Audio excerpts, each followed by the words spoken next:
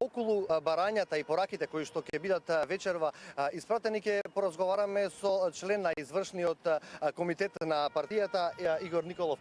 Ви благодарам што одвоивте време денеска и што сте дел од нашите информативни изданија. Кажете ми, имате ли информации што лидерот на партијата Мицковски ќе соопшти пред подржувачите и симпатизерите на партијата?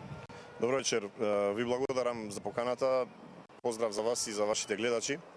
Вечерва е денот практично кога организираме собирен протест на кој што очекуваме една масовност, на кој што очекуваме присуство на граѓани од сите националности во земјата, без разлика на нивната верска и национална припадност и без разлика на нивната партиска припадност.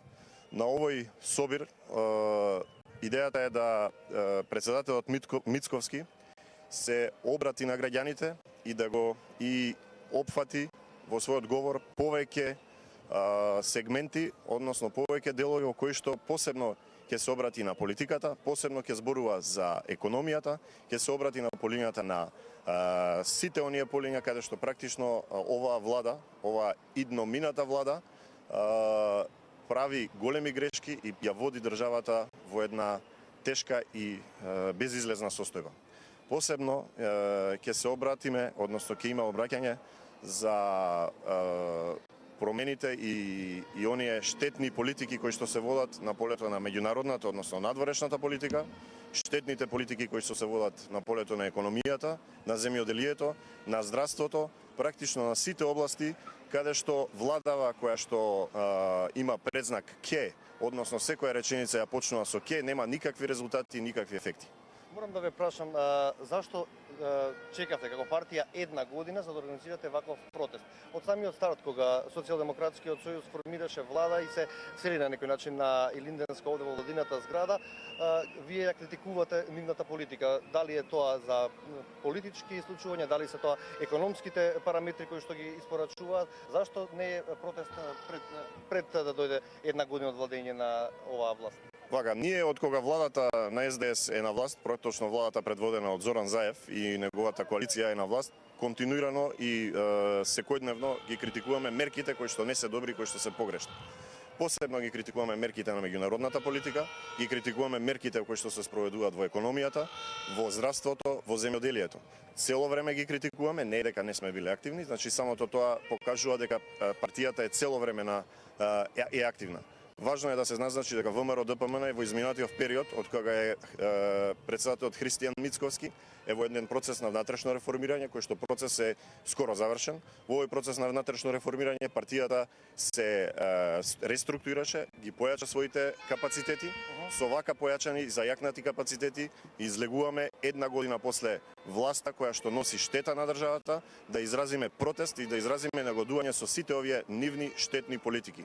Посебно со дилентатизмот кој што го спроведуваат на меѓународната политика, посебно со штетата која што имаме во економијата, каде што имаме нула раст на економските параметри од сите аспекти, каде што имаме преголемо задолжување на државата, односно историско задолжување за овој волку краток временски период. Ниту една влада до сега за волку краток временски период не пројавила толку големо незадоволство кај граѓаните. Иако тие се обидуваат да се представат дека прават многу големи, многу значајни реформи, сепак бројките покажуваат нула. И заради тоа велам дека ова идна мината влада, идна бидејќи само кажува ке, а минато бидејќи наскоро ќе стане мината, во скоро време ја води државата и води штетни политики за иднината на Македонија. Дали ова ваша реторика можам да заклучам дека ова што кажувате дека ќе побарате и предвремени парламентарни избори? Јас искрено се надевам дека ќе побараме предвремени парламентарни избори и уверен сум дека тоа ќе го сториме на овој протест. Ако не биде сега, ќе биде наскоро.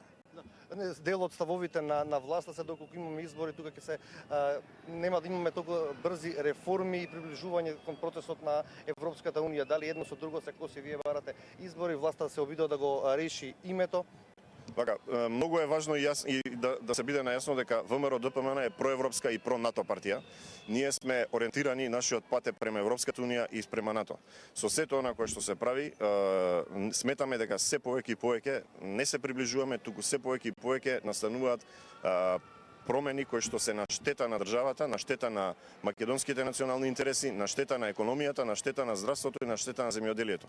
Заради тоа што овие активности кои што ги спроведува владата не одговараат и не кореспондираат со нивната предизборна програма со која што ја добија власта, ние сметаме дека би требало тоа нивно самоуверување, самоубеденост да се тестира и да се провери на предвремени избори кои што, како што најавија генералниот секретар на ВМРО ДПМН и еден од подпредседателите, би било идеално или најдобро можеби да биде следната година април месец кога ќе бидат и претседателските избори. Кои се вашите очекувања по да кажеме поразите, катастрофалниот пораз на локалните и претходно и на парламентарните избори? На кој начин планирате или работите и се обидувате да вратите до вербата кон вашите симпатизери и гласачи? Вака, би сакал да ве коригирам, имавме еден пораз на локалните избори, но предходните парламентарни избори ВМРО ДПМН ги доби, но заради коалиционите комбинаторики не можеше, односно не успеа да формира влада.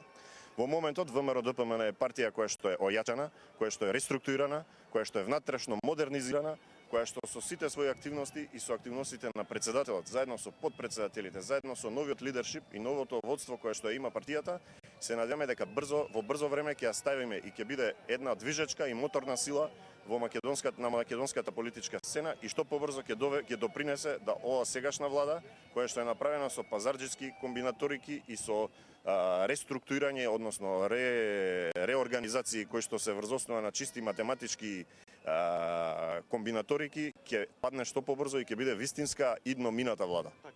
А јас ќе ви се заблагодарам овде за гостувањето, а морам